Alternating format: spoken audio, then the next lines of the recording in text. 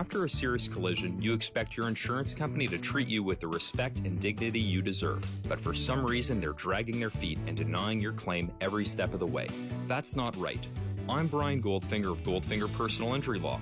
When you've been involved in a serious collision, my law firm is there when you need the help the most. Visit goldfingerlaw.com and get us working for you.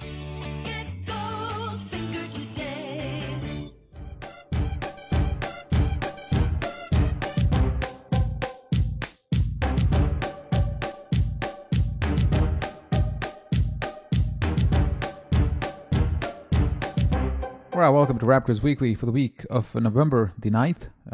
The game has just ended. The Raptors have lost to the Miami Heat 96-76, and Sham Bhaskaran joins me for the podcast. Hey, man. How's it going? I guess keep your dinner down after that one? That's the problem with doing a podcast right after the game, is that whatever happened during the week seems to kind of fall in the background, and you just focus on the game that just ended. And the game that just ended has been a terrible one, 96-76 loss to the Heat. But when you look at the week as a whole, it hasn't been terribly bad, has it, Sham? Well, recency bias, my friend. Recency bias. We're 5-2 now.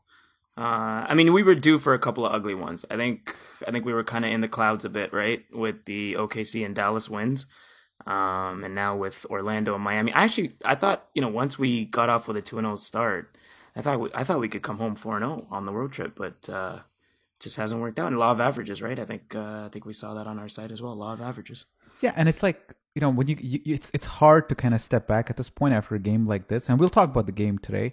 But it's 2-2 on this 4-game road trip, and I think if you had asked anybody at the start of this road trip, hey, 2-2 on OKC, Dallas, the Florida two-step, would you take it? And if you look at all the Eastern Conference previews that came out, Miami was supposed to be a pretty good team, and at 2-2 on the stretch is not a bad result at all. So before we start, lighting the house on fire and getting angry at Terrence Ross and all those guys, which we will, it's important to kind of step back and say the Raptors are 5-2 at this point and just went 2-2 on a pretty tough road trip. So things are not terribly bad. There have been some performances of concern, notably Terrence Ross and Patrick Patterson, and some coaching decisions here and there.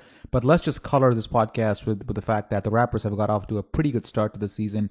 5-2 is really, really good, and things are, even though it doesn't seem like it at this point, after a game like Miami, things are actually quite positive. Yeah, no, I think going 2-2 is overall. If you hadn't watched any of the games and you were on vacation or something and you came back and saw 2-2, you'd probably be okay with it. But just the way we lost the last two, and having won on the first two, it's almost like they built themselves a buffer and then kind of just slacked off as a result. So past two games have been okay. I think, first two games were some of the best basketball we've seen from this team since 2014, and then the past two games have just been I can't even explain it, and I think we've lost our offensive identity a little bit, or we're still looking for it, I guess, because it's a new team too, right? We gotta keep that in mind. It's a new team, 8 new guys, and I think you're right. I think 2-2 is good, but just the way we lost it was pretty bad. Yeah, so let's go backwards for a second and talk about some of the other things that have been happening over the week. So with Miami, DeMarre Carroll, first of all, it was injured plantar fasciitis. I don't know how you say that one. Plantar fasciitis? Yeah, I think there you go. You nailed it. And he was out for the game. He was essentially playing at like less than 100% for the last week and a half, and today they finally rested him. There were a couple of comments posted by doctors actually in the RR comments, and just Googling up what this injury really means is the number one thing that comes back is that a long period of rest is really recommended. And it's not an injury which actually hurts all the time. It doesn't hurt. There's no severe pain with it. So people will tend to play through it. But really the remedy for it is extended rest. And I don't know how you feel, Sham, at this point about giving DeMarre Carroll an extended rest early in the season. I would say if he has to rest for like 2-3 weeks at some point, may as well do it be now than later. Yeah, no, I agree. I think if Raptor fans remember, Bosch had a similar injury. I think it was 2010, the year before he left. It's a tough one. It's something where you just got to sit it out.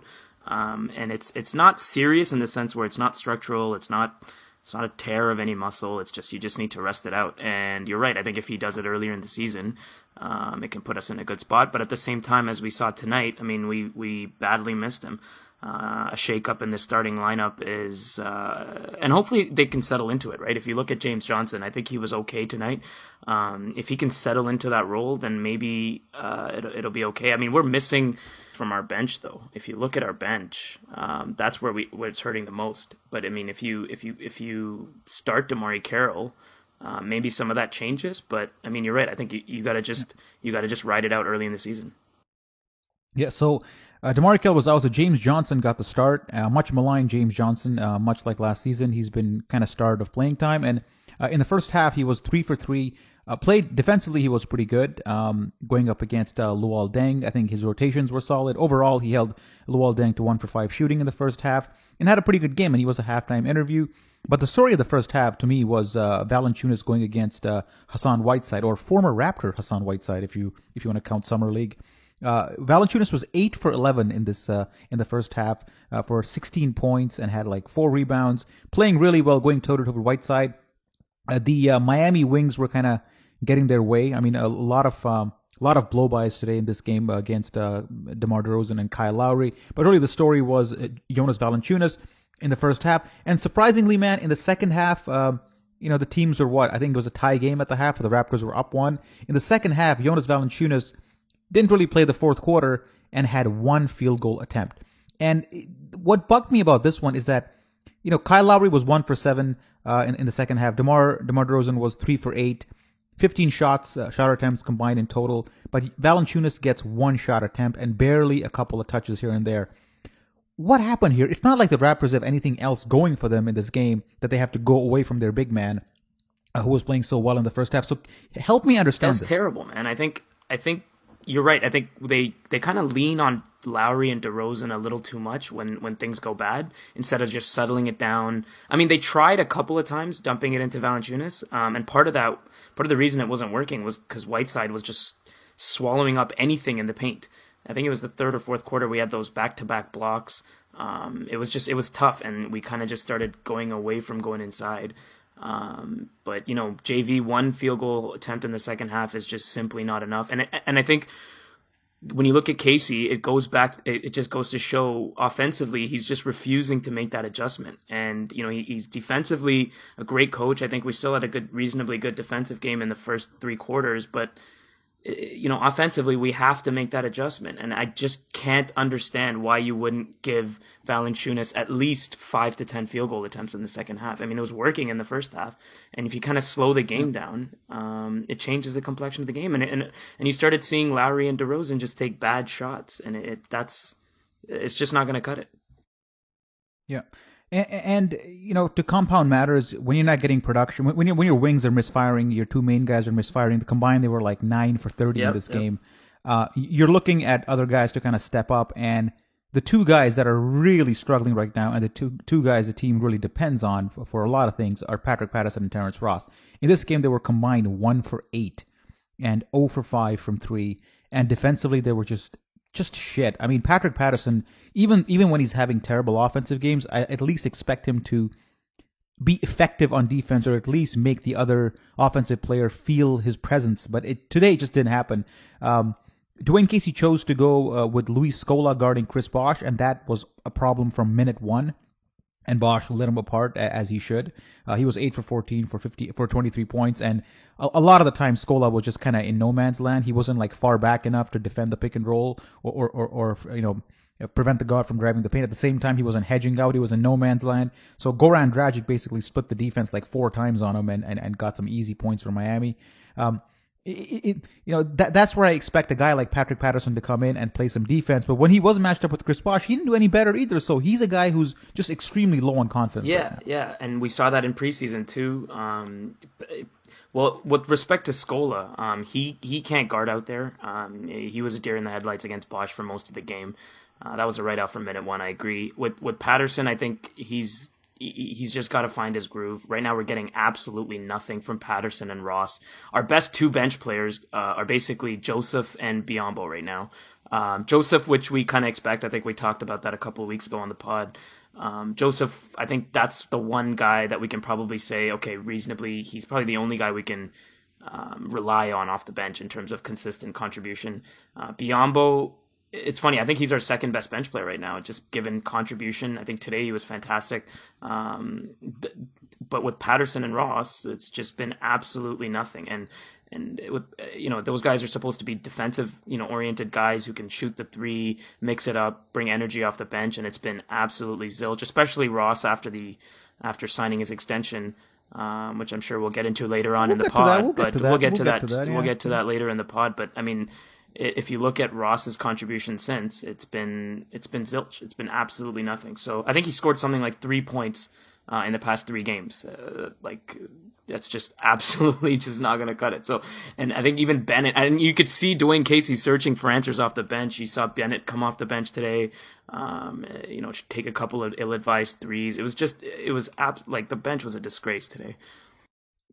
Yeah, Bennett, when he came in, I was kind of calling for Bennett to play in the first half because I was just thinking about who do we have who can match up with Chris Bosh and kind of stay with him on the perimeter and not concede the drive too easily. Patrick Patterson can't do it because he's just a wreck right now.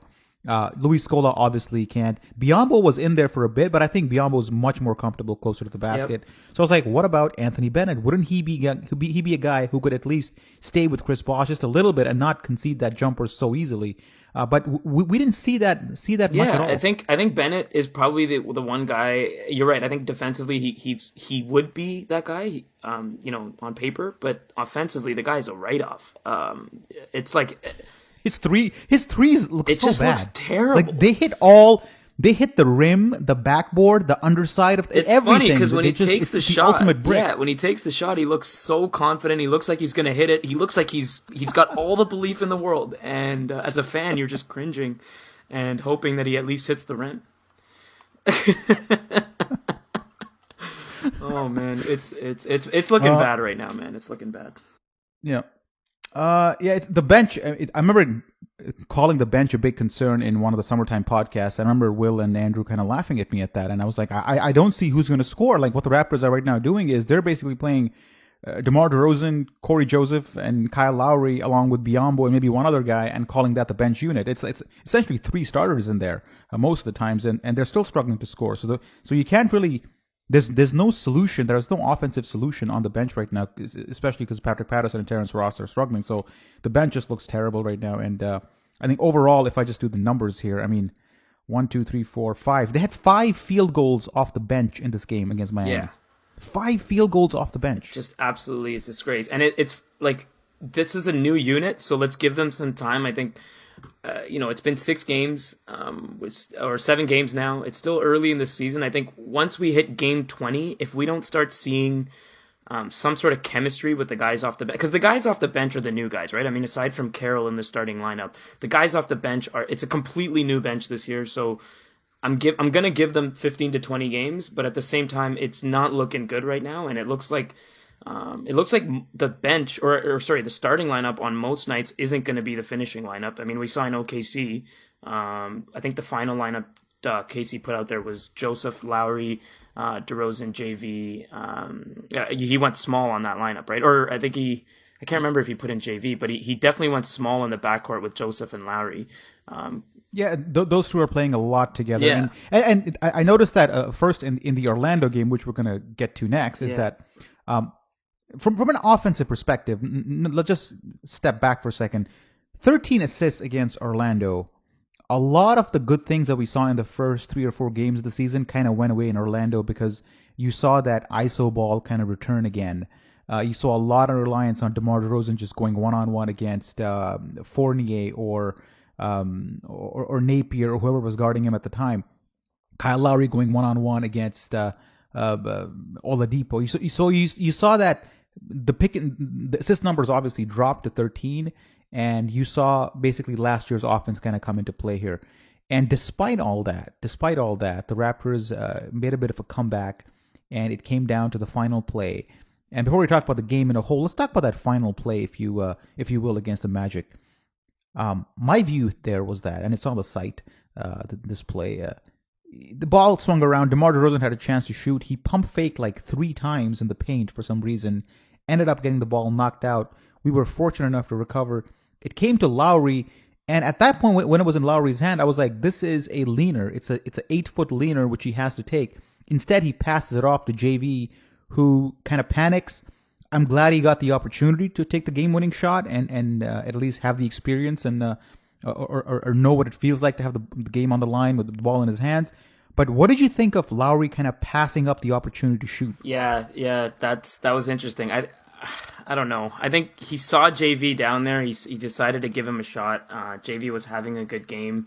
Or had a couple of good games going into that one, and you know what? He gave him a shot. You're right. He could have taken the leaner.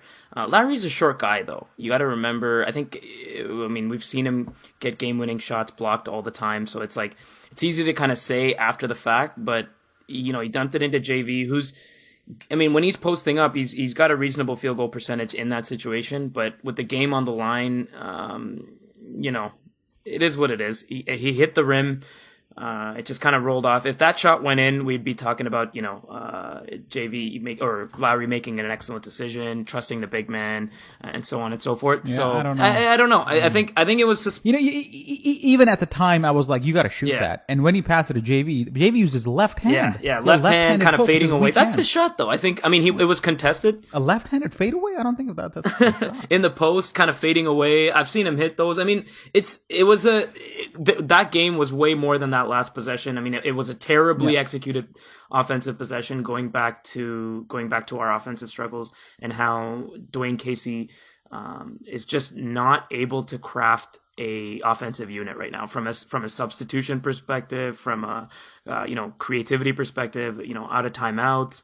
It's just not like nothing's working right now. And off the bench, I think he's still searching for the right unit on the right nights.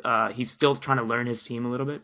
But yeah, that final play, I think those are one of those games we'll look back when the season's done, if the division or if the conference comes, or if our seeding comes close at the end of the season. Those are one of the games we'll look back on for sure. The funny part is that in the Orlando game, and Blake Murphy wrote about this on the site, and he had a breaking it down segment, is that there were about 6 or 7 plays that the Raptors ran, which were just simply beautiful. There was some great movement in them, some great end product. DeMar DeRozan coming off curls, multiple actions on the baseline, misdirection, and Blake wrote about this, and you saw the video, and you're like, this is the kind of offense that we kind of want to see. Right. But in the fourth quarter, that was all gone, and it was just back to Kyle Lowry and DeMar DeRozan trying to draw fouls, and it was so weird to see some great basketball within that game, and then it turned into this dire muck in the fourth quarter that it kind of left me confused. And at the end of it, when the game was over, I was just like, what did I just see? Did I see a Raptor team just evolve and kind of go back to last year? It was confusing to just evaluate that game. Yeah, and I think especially, it's funny, we start the games off pretty well usually. Like today's first half was defensively was okay, but offensively, you're right, many of the plays that were run, beautiful.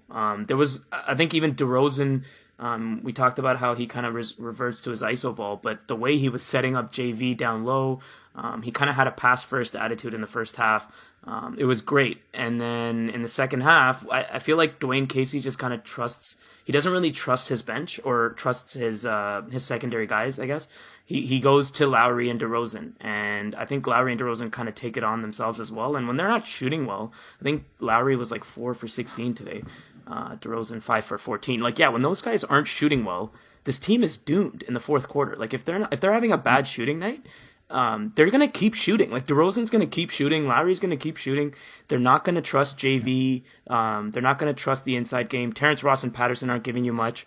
Well, I don't know about the trust JV part, because the one thing I've noticed with DeMar DeRozan is that he's looking for JV a lot. In the first half, you're seeing the ball. The first half, you're correct. Totally right. In the first half, he was looking for JV, and then in the second half, it's almost like they don't realize he's on the court, or I don't know what changes from a mindset perspective, but it just wasn't there. Yeah, but it's just even in the first half, I do notice that DeMar DeRozan, when he's driving, he already has a option or two in his mind, and one of those options is Valanciunas, whether it be rolling down the middle or setting him up for a short baseline jumper.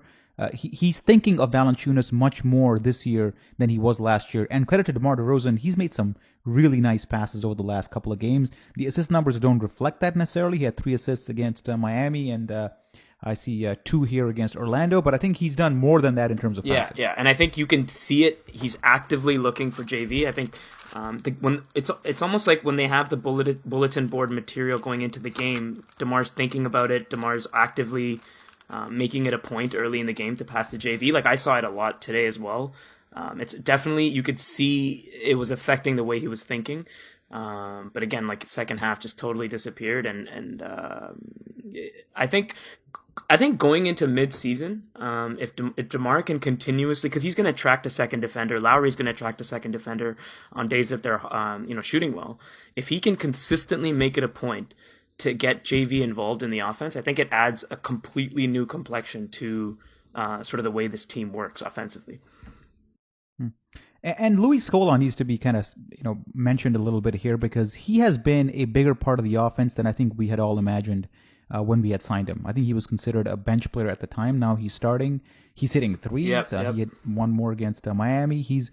Offensively, he's playing okay. He's in the right position. Sometimes he gets kind of overpowered near the rim because the guys are just taller and stronger than him, and he gets his shot blocked. But he's been in the right positions, and he's been playing okay offensively. Defensively, though, it just seems like, especially against Miami and Orlando, that he kind of isn't just fast enough to keep up with the game. Yeah, I totally agree. I think Luis Scola is one of those guys where every 4 games he's going to give you, or every 4 to 5 games he'll give you like an amazing game, sort of like what we saw in Dallas.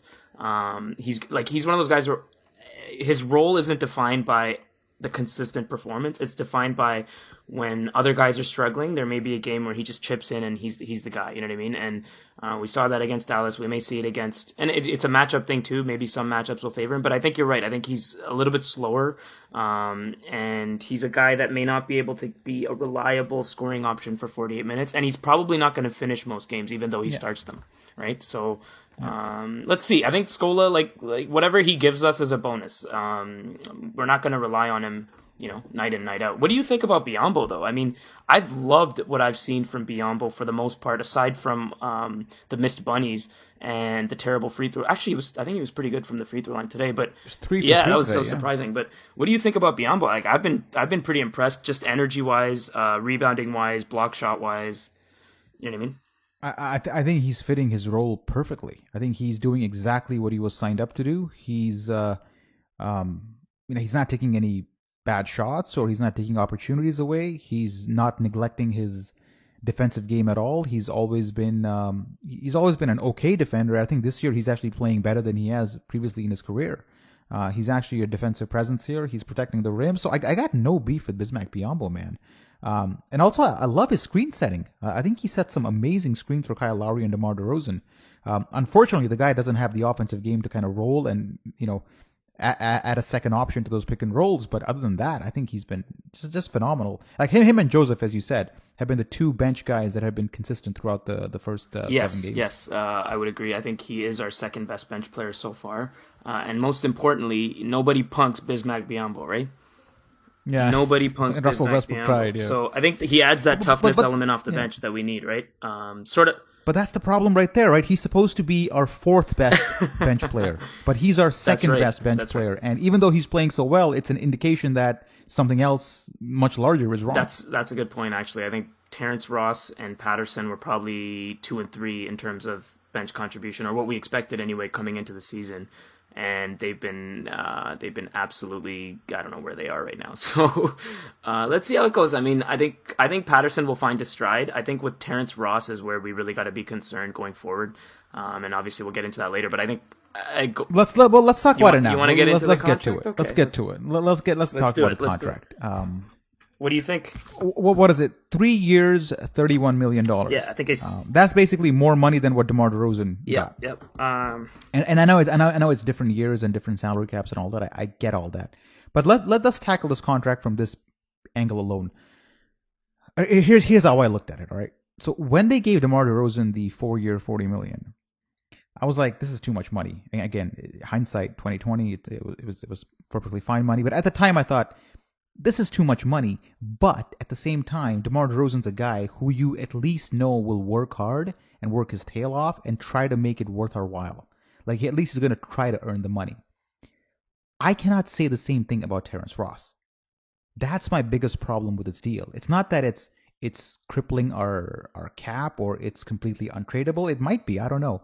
But it's just that we're giving money to a guy who hasn't even shown some basic work ethic throughout his first 3.5 years in Toronto. That's what worries me about this deal. Not so much that he's been struggling. It's just the type of guy we gave this money to. Yes, I think Terrence Ross, he's been notorious for getting fans hate because of his work ethic, or seemingly his lack thereof.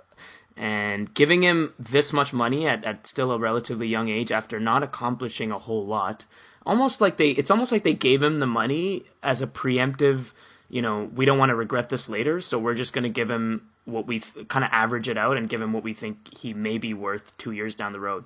And I think he tweeted right when he got the contract, something like, I'm happy to be in Toronto for the next 4 years. And I'm like, I don't know if you're going to be here for the next 4 years, but I don't know. Let's see. Terrence Ross is clearly one of the biggest enigmas on this team.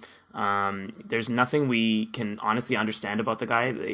All we know is that we don't know what to expect on a night-to-night basis. And in terms of the amount of money we gave him, I think if you look at today's day and age in the NBA, the best bench one, I guess if you're like the second or first best bench player on a team, you're getting between 10 and 15 mil if you're signing a contract after the end of last year. And Terrence Ross, going back to our previous point, was expected to be the first or second best bench player for us. So just based on that fact, the money made sense. But I think you're totally bang on, because he doesn't seem to have done anything, or doesn't seem to have the potential to work hard to be able to justify that money this early, right? So I don't know. Let's see how things work out, right? The Raptors are basically betting against imaginary competition right now. Yeah. Like, they just assume that there's going to be competition for him next summer. Exactly. So we may as well just outbid this imaginary person. Yeah. When in reality, I think if you look at Terrence Ross's career so far, his how he comes off so far. Again, we're not insiders here. I would not expect him to actually make a big jump this year. Yeah. Maybe he'll continue shooting what he's right now. Maybe his defense will get a little bit better. But I still don't know if that's worth $10 million. I could be wrong. I don't know. But it just seems too much money for a guy who gets too comfortable too easily. And when he got this deal, I'm not sure his reaction is, oh my God, I got to now earn this money. It may have been, oh, thank God I got this. I can kind of chill out. Yeah. Well, I mean, if you think about it, right? It's cynical, we live in a day and age in the NBA where we're constantly asking this question, like how is this guy getting this much money? How is Enes Kanter getting this much money? How is Terrence Ross getting this much money? And if you think about it, we live in a day and age where it's not just the top tier guys that are getting the max anymore. Like, you're seeing tier 2 guys now getting or demanding the max. Like, Bradley Beal wants the max. Andre Drummond wants the max. And those guys aren't exactly, top 10 player in the NBA type material. So if just based on that, the money makes sense, but I think as Raptor fans, we're just pissed off given what we've seen, and given the fact that exactly what you're saying is that I don't think he's gonna do anything to justify this from a work ethic perspective. Not that the work ethic part really matters, right? As long as the guy produces. I don't care if he doesn't go, like, you know what I mean? If he doesn't attend a single practice, isn't a super hard worker like a DeRozan, or as long as the guy can produce on a night-to-night basis, like, I'm okay with it. And he hasn't shown even glimpses of that. I mean, it's only been 3 games since, but it doesn't look good so far. That's for sure. Yeah, I mean, Jeremy Lamb contract comes to mind at 21 over 3 years. But what popped into my head when I saw this contract was, if I'm Corey Joseph's agent, like, I should be getting fired. Like, Corey Joseph should be firing his agent, basically. Seriously. Because if he's getting $7 million, he's 3 times the player that Terrence Ross is. And I know it's different NBA summers. The salary cap is different this year than it's going to be next year. But still, I mean, if the Raptors are willing to shell out that kind of money for a guy who has done absolutely nothing in his career so far, other than hit the three when he's wide open, and that too somewhat consistently. Corey Joseph has done a lot more and probably should be making more, but that's just something that popped in my mind. Well, Terrence Ross, if you remember, had a pretty good start to the season. So my question to you would be: do you think that kind of played into Ujiri's mind? Because I think I think going into the season, if he had preemptively avoided this issue altogether, I don't think Terrence Ross would have got 31 million. You can't possibly, I don't think Masai Ujiri is naive enough to make these kind of decisions based on a preseason plus 3 game sample size. I just don't see it. Well, Terrence Ross, we hadn't seen him come off the bench last year, and the way he started the season coming off the bench looked pretty good. And I think we were like, hey, maybe this guy could be, our go-to bench guy. And you're right. I don't think Ujiri is the type of guy that would be that naive. But if he had, it would be interesting to see. I don't think if he had these bad games before, I don't know. I think let's see, right? I think with Terrence Ross, like you're totally right about Corey Joseph in the sense that if he had known Terrence Ross is getting this much money, I think he'd probably want more. He's by far our best bench player. Like there's a play in the Miami game. It happened at 5:11 of the third quarter. It's a 3-point game. Miami's up, and they're making their run, and Terrence Ross is checking Dwayne Wade. And Dwayne Wade goes to the rim. Miami has the ball. They take a 3. Dwayne Wade goes to the rim to get the offensive rebound. And Terrence Ross does not box him out when the rebound comes. He doesn't even jump. He just sits there and stares at the ball, and Wade gets a tip in. Yep. I remember the play. Now this is. Yep. Now I'm like when I saw that play, I tweeted the video and I posted on Twitter, and I was like, what is going through his mind? Like, is he just switched off?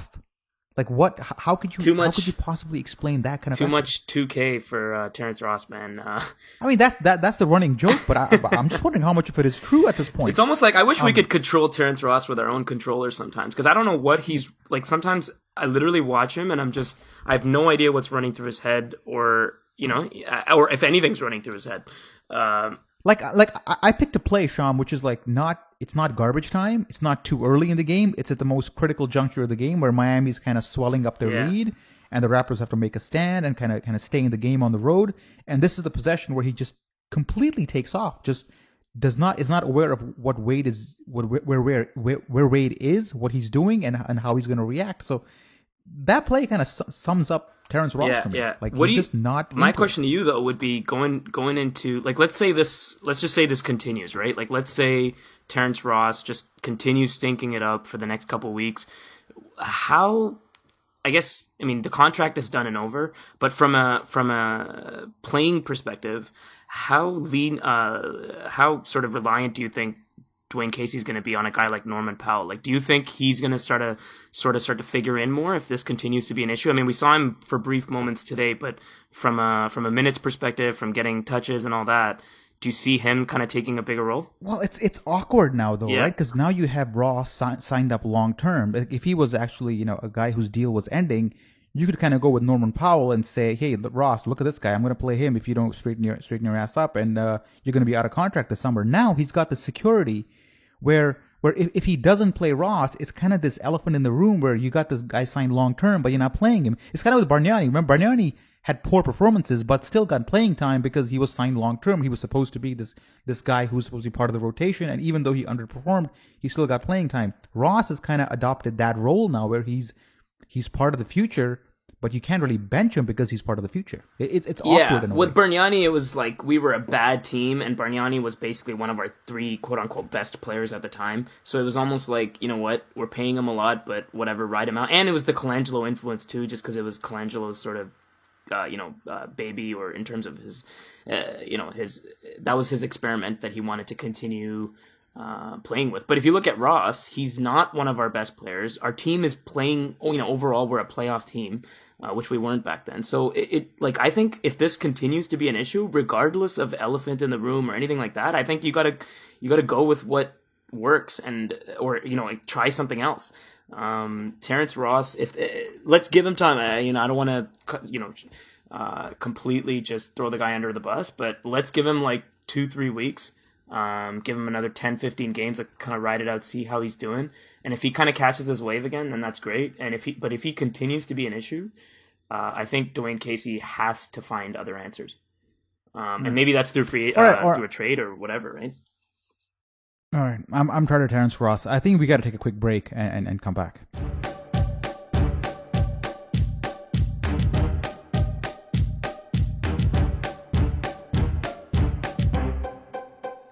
Welcome to part 2 of Raptors Weekly, and we've hit the big time, Sham. What's the big news? We have a sponsor. Raptors Weekly has its first official sponsor, and it's Goldfinger Personal Injury Law, goldfingerlaw.com. It's Toronto's personal injury lawyer, and Brian Goldfinger is the man's name. And I talked to him for a long time before he signed this deal for the podcast sponsorship. And he's a pretty big Raptor fan, and he told me some pretty crazy stories, dude. Wow. Maybe we can bring him on the show once. They're so crazy that I have to first get his permission to relate them to you. Well, no fee unless you win, man. So there you go. No free unless you win. Free consultation. Call 416-730-1777. That's 416-730-1777. Goldfingerlaw.com is the website. Give Brian a call, and he'll help you guys out with any personal injury stuff you got going. Maybe DeMarre Carroll should be calling him right now. I don't know if he covers basketball injuries though. Oh man. Well, let's talk about the road trip. The first half of the road trip. Anyway, we talked a lot about today's game. Let's talk about the OKC and Dallas games. Very, very. I think we started off with great optimism, especially in Dallas. I thought the way the team, in terms of offensive cohesiveness, contributions from guys like Scola. Valanciunas was obviously solid. DeRozan and Lowry, in terms of the balanced scoring in the backcourt, this was the team sort of that this looked like the wins we would see in 2014. A good, solid team victory in Dallas. What were your thoughts on that, Terrar? I think you mentioned you hadn't watched a lot of the game. But what were your thoughts? Did you like it? Didn't like it? What did you like from the bench? Obviously, the bench was better in that game than today. That Dallas game was it looked a lot like one of those games in December last year where Kyle Lowry kind of just took over in a stretch of the game when it really, really counted, and he made things happen, and he kind of won us the game. And the Robin to his Batman was essentially played by Luis Scola, who was 9 for 13 in that game with 19 points. So that game followed a template of last December for me, where the Raptors didn't necessarily play tremendously well. They had 16 turnovers in that game. The assists were actually at 18. They shot 45%, but they held rebounding. They were +3 in rebounding, which is always good. And they hit clutch shots, and Kyle Lowry hit clutch shots. Luis Scola hit clutch shots, and that was kind of enough to beat not a great Dallas team. Let's be honest with ourselves here. Dallas is not a tremendous team. They got a couple of good players, but once you look at like Deron Williams is their starting point guard, and JJ Barea and Devin Harris. I mean, these guys. This is not a great backcourt. So I was kind of expecting them to win, but it was just nice to see them kind of up their game in the fourth quarter and go toe-to-toe on the road in a loud arena, and Kyle Lowry do his thing. So it was refreshing to see that. But at the same time, it wasn't like it didn't feel like a huge surprise that we won that game. Yeah, and I think the game that sticks out in the December that you're talking about, where Lowry kind of just takes over, was that game in LA against the Clippers. In December 2014, where Lowry just took over in the last few minutes, and that's basically it was almost the same blueprint here. Obviously, the Dallas team isn't as good as that Clippers team, but everyone else sort of chips in for 3 quarters, and then Lowry just kind of takes over at the end. I thought this is the kind of game that cancels out tonight's game. It kind of allows you to give you that buffer, but it was a good game. I think it is what it was. Dallas isn't a great team. I think one of the sort of lowlights, I guess, of that game was the foul on JV by Deron Williams. What did you think of that? It's totally a cheap shot. And the weird part is, if you look at the Dallas version of that, the Dallas commentators, they call that play as quote unquote Valanciunas just ran into him. When that's well, that could have been another Kevin Love situation, right? Like somebody commented on the YouTube video that if that's Kevin Love, that he's out for the season. Yeah. Oh man, that would have been such a ridiculous blow to our season after the games JV was having. Yeah, man. And that's sort of that's easily a separated shoulder if you don't watch out. And JV's very lucky to actually survive that one. Yeah, yeah. If that was a big man or someone stronger, you could totally be talking about a separated shoulder. And then that kind of takes us to the Oklahoma City game on a back-to-back Wednesday night in OKC, one of the toughest places to play in the league, against arguably two MVP candidates on the same team, Westbrook and Durant. I think it's kind of scary how quickly Durant bounced back from his injury. I mean, not that we didn't expect it, but this quickly and this effectively has just been insane. Westbrook in the first half just absolutely toying with the Raptors defense, especially in the first few minutes. It was just unbelievable. Didn't shoot it great. I think he was like 8 for 21, but just impact on the game. 16 assists, 5 rebounds, still had 8 turnovers, but just an unbelievably impactful game. And Durant, shooting wise, 10 of 18, 2 of 5 from 3. Some of those threes were. See, in this game, it was all about rebounding for me. Like, I think as long as you don't get crushed at on the glass against a team like OKC, who's like driving, get into the paint, and will create situations where like they're not always gonna shoot a high percentage, even though they shot 48% of this game. As long as you take care of the glass, you're going to be okay. And the Raptors were +4 in this game in rebounding. And to me, as long as that was even, we always had a chance here. And I think DeMarre Carroll, even though he had, I think he was 4 for 12 overall in this game, I think he was huge. He had like 4 steals in this game, which, and a couple of them came in like key moments in the fourth quarter. Deflection here, which was huge. And in this game, you saw the Raptors' ability to actually switch 1 to 3. In the fourth quarter, they were switching DeRozan, Carroll, even Lowry at times was being switched off. So you saw Carroll guarding Westbrook, you saw Corey Joseph guarding Westbrook. It was they didn't allow Westbrook to turn that corner in the fourth quarter as they did in the first half, and that kind of made the difference for me because you didn't get these clear paths to the rim anymore. You had like a switch going on, and then you had Biyombo kind of sticking with the offensive player all the way to the rim. So the defense in the fourth quarter was vastly improved. But what gave them that chance to win that game was actually the rebounding, which kept them in the game. They had 12 offensive rebounds in this game, which is always big. So to me, again, it's about doing the fundamental things right, like rebounding and keeping turnovers fairly low. They had 14 turnovers in that game. Not extremely low, but still manageable. And you do these sort of things, and you're going to stay in the game. And again, but it comes down to clutch shooting, right? And DeMar DeRozan in this game had a couple of massive baskets, including a few free throws in the fourth quarter. So rebounding and clutch shooting did it for me here. Yeah, a couple of things. Yeah, I think the DeRozan baskets were huge. And the thing was that I loved about that game was the resiliency that the team showed. I think we were down like 8 points with like 4 minutes left, and they could have easily mailed it in on a back-to-back. They already won in Dallas. They could have easily just mailed it in, and they bounced back. DeRozan, a couple of quick baskets, especially at the end with I think it was like the tough floater in the lane, like just off the glass contested. That was a tough shot. And what we're starting to see from DeRozan is he may not have a great shooting night for the first 3 quarters, but you can count on 2 things. On most nights, he's going to get to the line at least 10 times, and he's turning into a very good clutch scorer when we need him. So I think those 2 elements really stood out for me in that game. And we're gonna have a few of these, I think, this year where we have no one's gonna expect us to win on the West Coast on a road game, and we're gonna squeak one out once in a while, and we might see it against the Clippers or against the Blazers or some of those teams. Yeah, that's gonna be his. That's his kind of calling card now, where it doesn't really matter if he's struggling for the first 3 quarters. In the fourth, he may get the call. His jump shot will fall at a higher percentage. It's almost like he needs the first 3 quarters to get into the game. It's not ideal, but against OKC, it certainly was the case. And even against Orlando, it was kind of the case where he was struggled early on, but found it late and almost won us the game.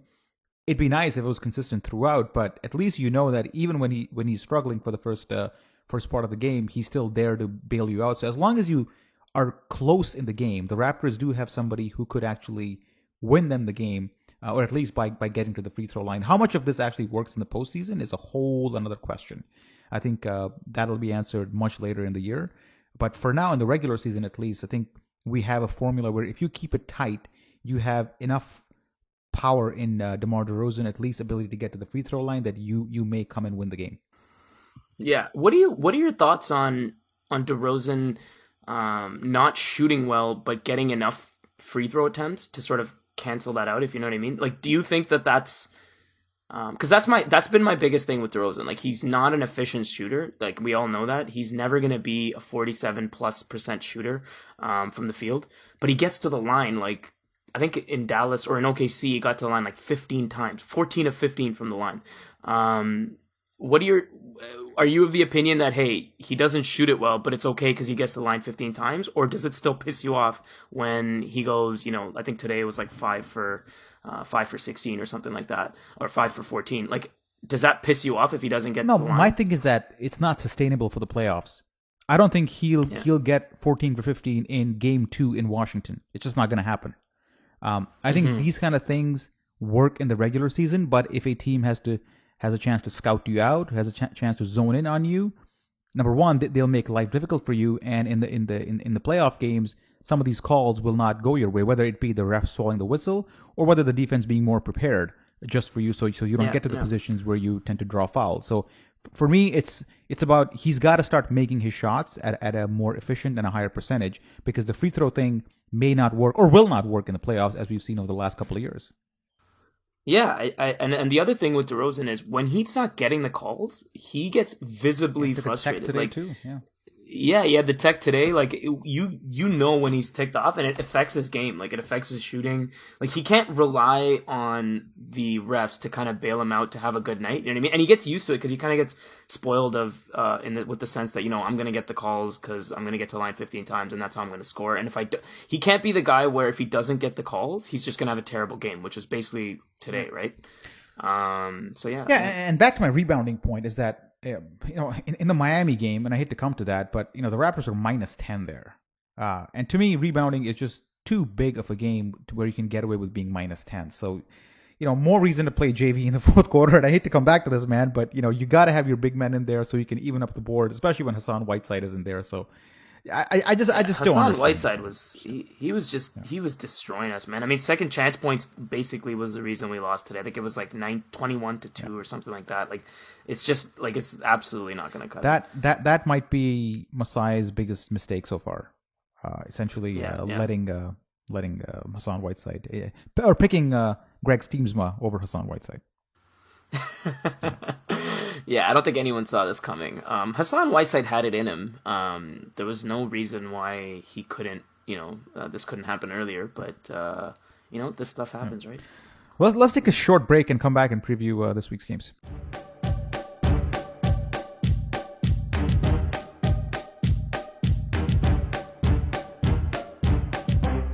Well, welcome back to the final part of Raptors Weekly. The Raptors embark on a 4-game week, and it looks like this. At home to New York on Tuesday, in Philadelphia on a back-to-back on Wednesday, and then they're at home again to New Orleans on Friday, and then in Sacramento as they start a lengthy Western swing. So the combined record of these 4 teams right now, Sham, is 4-22, and of these, Philly is 0-6, and New Orleans is 0-6. Sacramento is 1-6, and New York is 3-4. And I actually saw the Knicks game against the Lakers today. It was a complete shit show. Kobe Bryant basically is just killing the Lakers single-handedly. But it was fun to watch. Him and Carmelo went one-on-one for a long period of time. And watching that game, it didn't feel like an NBA basketball game. It just felt like 2 guys, Carmelo and Kobe, just playing one-on-one for a bit and just joking around and just making a mockery of the whole thing. The game didn't really matter. It was all about, let's see what Melo and Kobe are up to. Well, Kobe's been like the storyline of the Lakers for the first few games of the season, right? And I don't know what to expect from New York. I think that first game is going to be first game back from a road trip is never easy. So let's see. I think we'll win just based on just on paper. I think we're due for a win. This team looks like they're going to bounce back. They seem frustrated. I think they've got a ton of bulletin board material. I think we'll bounce back. I don't see why we don't win that game. Yeah, it's the Knicks, man. Langston Galloway, our man, hit a pretty big shot to to ice that game there. But the Knicks are quite terrible. Jose Calderon's playing okay so far. He had a couple of nice passes in the fourth quarter in this game, but just the Knicks are just a bit of a joke. And what's interesting here for the Raptors is that they get the less favorable of the Knicks and Nuggets pick, And if you go to Raptors Republic, you'll see that we have a ticker going where we figure out, or we have a live watch into who's better and who's worse. So if the season ended today, the Raptors would be getting New York's pick at number 12 because that's the less favorable of the two. So that's your only interest here is what pick the Raptors will get in this year's draft. Oh man, if the season ended after 7 games, right? Yeah, I'm just saying you could follow this theme all season long on the site. But yeah, I saw this game. It was just terrible to watch. I just feel sorry for the people who paid, or not sorry, I just laugh at the people who paid like excessive, obscene amounts of money to sit courtside to watch this shit. Do you think New York is going to be, or do you think New York's going to put up a fight against Boston for the second spot in that division? I actually had New York trying to challenge for the 8th spot this year, and so far they're 3-4, so I'm not completely wrong on there. But the quality of basketball is just so poor. It's terrible. It's terrible. They make the Raptors look like freaking Golden State the way they play. Well, the Raptors may run away from this division in a couple of weeks, so let's see. I don't know if you saw the Nets Pacers game. Was it from a couple of days ago where Jared Jack had his just ankles broken and he just laid flat on the ground when he fell down, and somebody vined it and go, hey, let's check in on the state of the Atlantic, and it was just Jared Jack lying on the floor dying. Yeah, no, I actually didn't catch that. Yeah. Oh man. So up next is it's Philadelphia the following day on Wednesday. Philly is 0-6 as expected.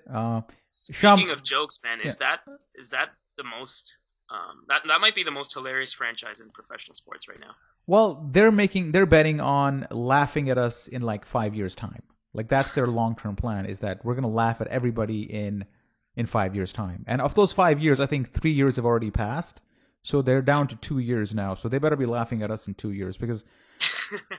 Well, Embiid may be the biggest joke right now because there's some very, very serious concerns if he can even pan out at all, right? He's Greg Oden in the making.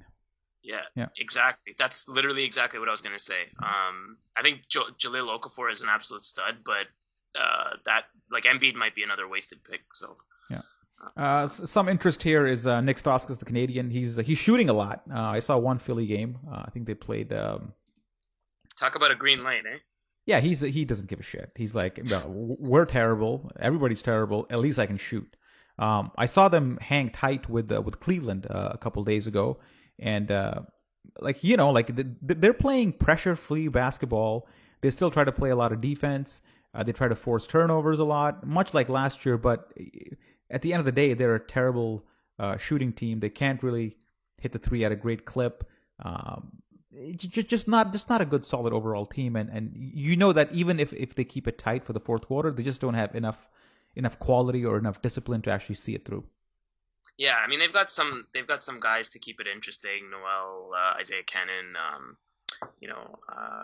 Tony Roten. They've got good guys. It's just they're not even close to an NBA team in terms of just overall talent, chemistry, coaching, everything. So let's see. I think if the Raptors lose against Philly, yeah. What do you honestly think the reaction would be in Raptors fan land if we lose that one? We're going to be facing two teams in New Orleans and Philly who might still be winless by the time we play them. And we don't want to be 0-9, I guess. Philly is very, because they play. The Pelicans play Dallas and Atlanta, so that could easily be 2 losses. And Philly plays. Let's see. Let me just check here. So New Orleans is most likely going to be 0-8. Yeah. And then you're looking at the Philly schedule here. Yeah, I'm looking at the Philly schedule, and. If the ESPN website was a little more friendly, I'd be able to tell you what it is right now. So they're playing Chicago before us. That's going to be an L. So they're going to be winless by the time they face us, and the Raptors can't be the one to give them their first win. So. Yeah. If we don't go 3-0 to start this week, not that it's going to be the end of the world, but I can't imagine us not going 3-0. Yeah. And finally, it's Sacramento and Rudy Gay again on Sunday. It's a 9 p.m. start on Sunday. Sacramento is, I think they've got 1 win so far this season. Saw a little bit of Sacramento. Rajon Rondo basically is trying to, is trying to get his deal next year. So that's what they're all about this year. What's the deal with DeMarcus Cousins? DeMarcus Is he Cousins? playing? Is he still? I think he's got a Achilles strain, right? Yeah, he's got Achilles kid, but I just don't understand the whole thing with him and George Karl over there. I have no idea how those practices. Like, speaking of elephant in the room with Terrence Ross, like how do those practices? How does that work? Like how do you get a coach in dealing with each other? Like how do you get a coach in who's not even on the same page as your all-star center? Forget being on the same page. Like it's been like documented that he doesn't want him on the team. Like it just doesn't like it's a known fact that he doesn't like him. So it's just I have no idea. Yeah. Give me a prediction for the week. I'm saying 3-0, man. It's a 4-game week, man. Oh, you're talking about I'm talking about those 3. So I'm saying we're gonna win against New York. That if anything we could lose against New York just because it's the first. Like if we're gonna lose, I think it'd be against New York just because it's the first game back from a road trip and it's lazy. We might just be slow, but I think there's no reason why we shouldn't beat New York. There's no reason why we shouldn't beat Philly. There's no reason why we shouldn't beat Sacramento. Yeah. So yeah, the Pelicans are the only ones that kind of scare me with Anthony Davis in there, who's had some massive games already this season. So they could steal one from us. But again, I'm not too worried. I remember last year Tyreke Evans versus Grievous Vasquez happened in Toronto, where Dwayne Casey chose the game-winning layup, right? Exactly. Grievous Vasquez was guarding Tyreke Evans 1v1. This is coming out of a timeout when Dwayne Casey had a chance to make a sub and didn't. So unless things like those happen again, which is conceivable, I expect the Raptors to win this one. If you copy-paste Corey Joseph in that situation, you think we win that game? I'm 100% sure. 100%. Or at least Tyreke Evans passes the ball. Yeah. Well, I think that's it, man. I think we got to call it a night. It's been a long podcast. It's been a mixed bag of a week. It started off 2-0, ended 0-2, but overall things are quite positive. 5-2 is not a bad result. Let's hope Terrence Ross and Patrick Patterson find their way. All right, man.